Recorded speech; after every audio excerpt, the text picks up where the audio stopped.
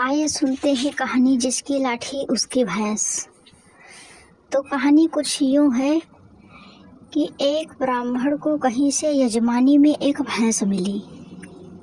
उसे लेकर वह घर की ओर रवाना हुआ। सुनसान रास्ते में वह पैदल ही चला जा रहा था।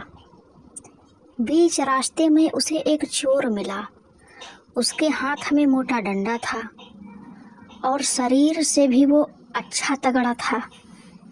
उसने ब्राह्मण को देखते ही कहा, क्यों ब्राह्मण देवता, खूब दक्षिणा मिली लगती है, पर यह भैंस तो मेरे साथ जाएगी।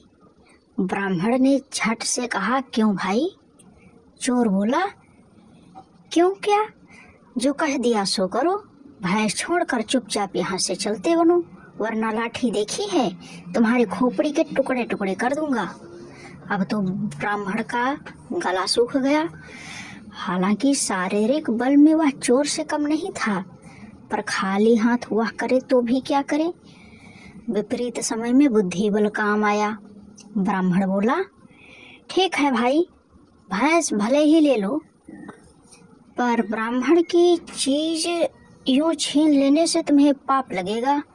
बदले में कुछ देकर भैंस लेते तो पाप से बच जाते।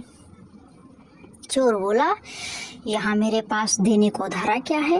ब्राह्मण ने झट से कहा, और कुछ ना सही, लाठी देकर भैंस का बदला कर लो।